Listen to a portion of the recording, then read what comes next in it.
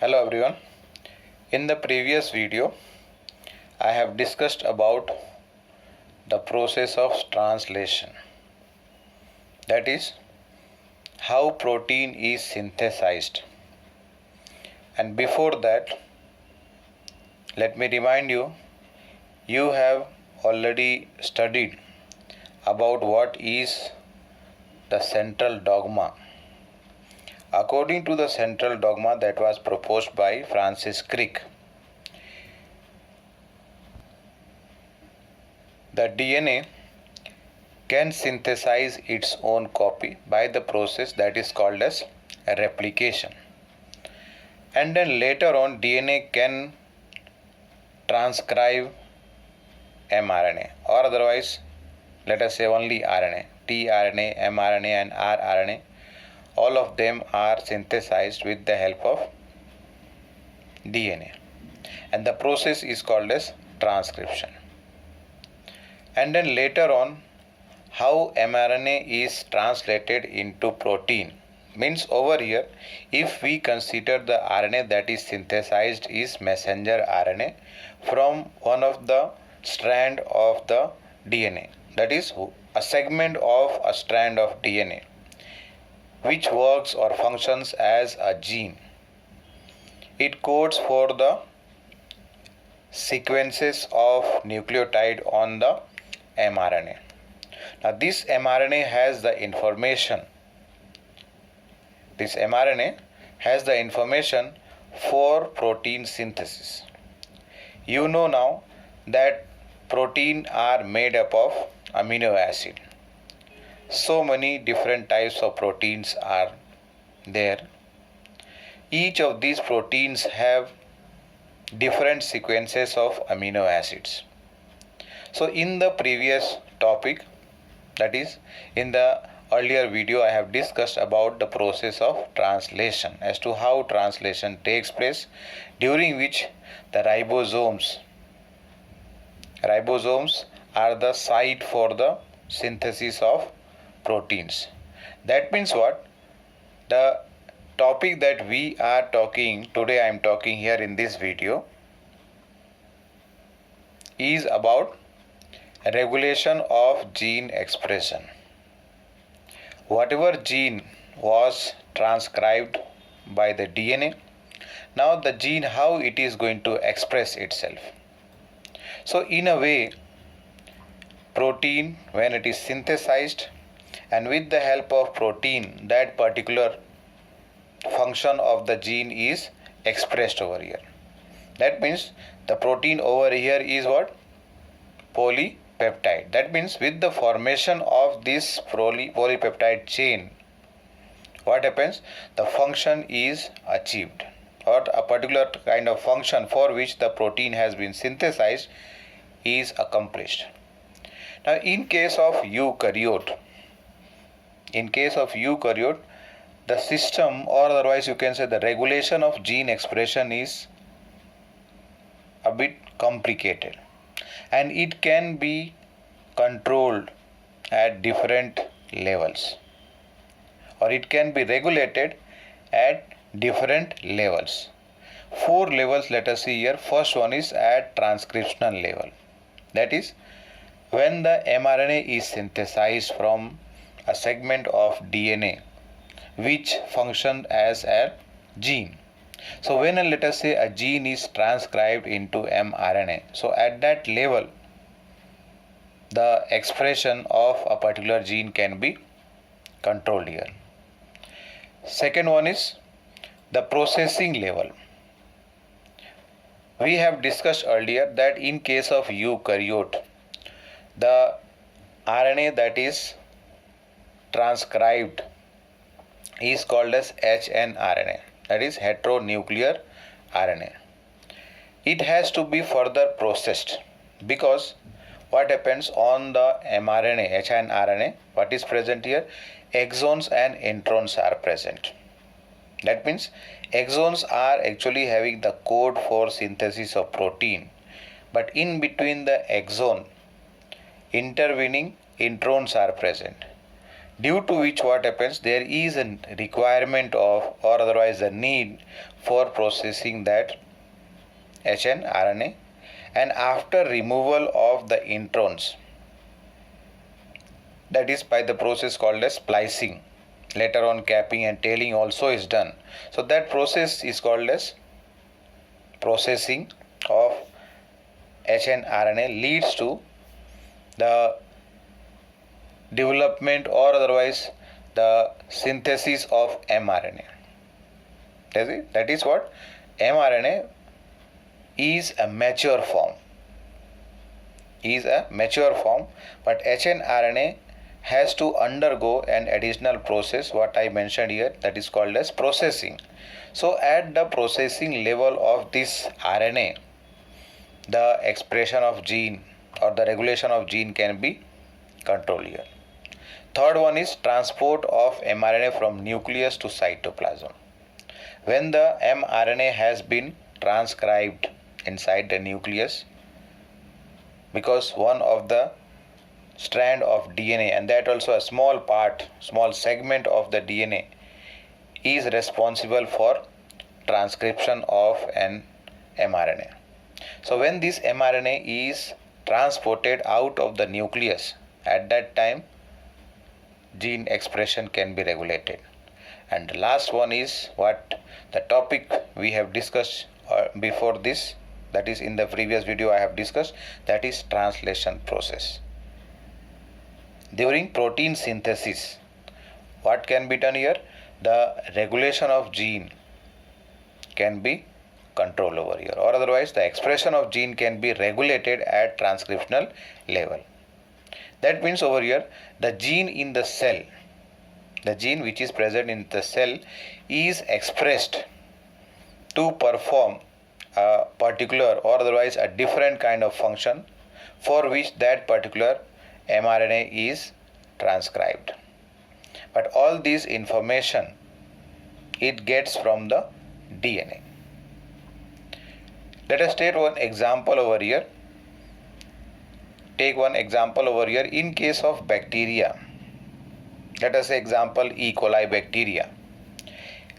Suppose that it is growing in the culture media which is provided by lactose as one substrate, that is the carbon source is lactose here, and previously let us say that glucose was already present in the medium, that is the culture medium through which the nutrition is provided to the bacteria for its growth. So if suppose that both these substrates are present, one is the glucose and another one is lactose, so as a result of presence of, or due to the presence of both of these substrates, what happens, the bacteria is going to prefer the use of glucose because it is a monosaccharide, easy to break down. Later on, let us say that glucose gets over, means it is completely consumed by the bacteria or the bacterial growth. During the bacterial growth, this glucose as a source of carbon is consumed, but lactose is present. So at that time what happens, the bacterial gene which is responsible for synthesis of certain enzyme, and one of the enzyme is beta galactosidase. Beta galactosidase, in short it can be written as beta GAL here in bracket.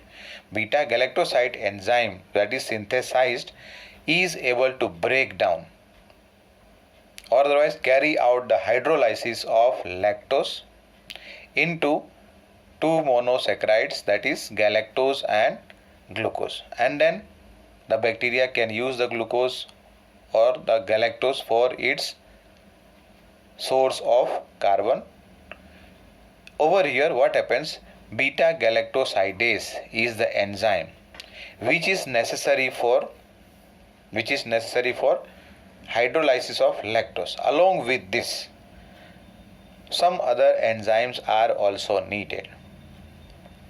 But here, what was the requirement? When did the bacteria need to synthesize this enzyme, that is beta galactosidase?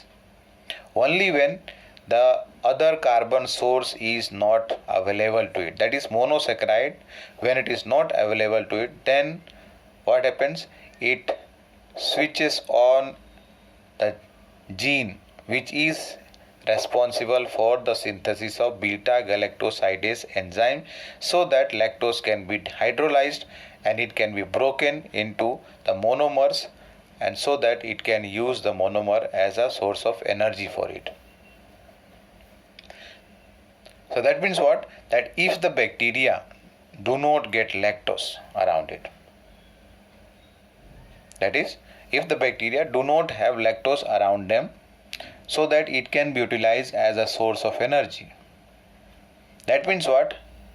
It does not need the enzyme beta galactosidase, and as a result, there is no need of switching the gene on so that the enzyme can be produced over here. There is no requirement of the enzyme because the lactose is no more present here. Therefore, what happens here? That in simple term we can say that at different conditions are there. Different conditions are there during the growth and multiplication of, over here in the example what I have discussed, the E. coli bacteria, to regulate the expression of gene. Different conditions are there. Like for example, here just now I have discussed, first it is the metabolic. Metabolic means carbon source is required over here. Physiological condition can be there, and even environmental condition can regulate the expression of gene here. That means over here, what happens? If the availability of glucose is there, so at that time the enzyme beta galactosidase is not needed. But if suppose glucose is not available but lactose is available, so at that time this enzyme will be required. So the bacteria needs to synthesize the enzyme first of all, then break lactose, and then use glucose as a source of energy. Another example we can take here, that is the development and differentiation of embryo so that it can develop into an adult organism. This also is a result of regulation of gene, and this regulation of gene at different level again, so that what happens, at different level the gene is regulated, expression takes place, and so as a result what happens, the growth takes place, the number of cells goes on increasing in a multicellular organism, so that what happens, the growth and development takes place, so that the organism reaches to that adult stage or adulthood. In case of prokaryotes, this control of rate of transcriptional initiation, that is control of the rate of transcription over here, or transcriptional initiation. If transcription once starts or it has started, then transcription is going to lead to elongation and then later on get terminated, and the RNA that is synthesized or that is formed is going to produce the particular enzyme and carry out the expression of the gene. So here what we are talking, that in case of prokaryotes, how the gene can be expressed or how it can be regulated. So it can be regulated over here at the rate of, that is control of the rate of transcriptional initiation. This is the predominant site for the gene to be controlled or the gene expression to be controlled here. Now in a transcriptional unit, earlier topic we have discussed, the activity of RNA polymerase, that is the attachment of RNA polymerase to the promoter is needed first of all. And later on, once the RNA polymerase get attached to the promoter, then what happens? The RNA is synthesized. That is, the transcription takes place. And as a result of that, the RNA synthesis gets completed, and later on it is able to carry out the process of translation. And once translation is completed, the particular kind of protein is produced, and that protein has a regulatory function. That protein has a regulatory function. Over here in this topic, what we are talking at present, promoter is there, which is regulated by an accessory protein. This accessory protein works like a regulatory protein. Once again, what is that? Promoter over here is being regulated by getting interaction, or otherwise getting interaction or coming into interaction with accessory protein, or otherwise the regulatory protein, which affects the ability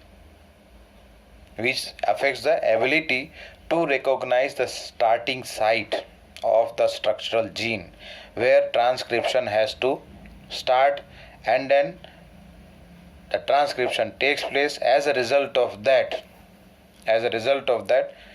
later on translation can take place, and the protein which is produced will be able to carry out the particular kind of function. That means the function of the gene is being regulated over here. Now the regulatory protein, what I mentioned here, this regulatory protein may have two opposite kind of function. It can work in a positive direction. If it is working positively, that means what? It is going to activate the process of transcription and later on the translation. Here we are mainly talking about the transcription here. That is the regulation. Okay, this protein, what I said, regulatory protein or accessory protein, if it is acting as, or otherwise if it is acting in a positive way, then it will be acting as an activator. And if it functions negatively, then it is going to repress the process of transcription. Means it is going to act like an inhibitor over here. It is going to act like an inhibitor over here. Now over here what happens? Genes are arranged. Different genes are arranged in a sequence. And over here what we are talking about, the regulation of gene expression. Promoter region in case of prokaryotic organism or prokaryotic DNA is being regulated by the interaction of this protein, that is the regulatory protein here. That is the promoter region, accessibility of this promoter region in case of prokaryotic DNA is regulated by interaction of protein with the sequences which are called as operators. Now operator region, where it is located? It is located just adjacent to the promoter region. Operator region is adjacent to the promoter region in most of the operands over here. And in most of the cases, the sequence of operator binds to the protein, that is the regulatory protein, that is called as a repressor protein. And each operon has its own specific operator and specific repressor also. Each operon has its own specific operator and specific repressor protein, so that this protein can bind to the operator. And if this repressor protein binds to the operator, that means the RNA polymerase cannot bind to the promoter. RNA polymerase cannot bind to the promoter and initiate the process of transcription. We will discuss about an example, taking example of lag operon. Lag operator over here, which is referred to as in short lag operon, which interacts over here specifically with the protein, that is a regulator protein called over here as repressor protein. So what happens here in case of lag operon, that this repressor protein, it binds to the operator site, as a result of which what happens, the RNA polymerase cannot get attached to the promoter and initiate the process of transcription. But somehow, if suppose that this repressor protein is somehow removed from the operator or it is inactivated, so that what happens, the RNA polymerase is able to bind to the promoter and then carry out the process of transcription of the genes, that is the structural genes which are responsible for synthesis of specific enzymes which are necessary for regulation of certain characteristics or for the synthesis of certain particular kind of protein which is necessary for the regulation of a particular gene function. Let us see the lag operon. Lag operon means what? This is talking about the lag, in short is for lactose.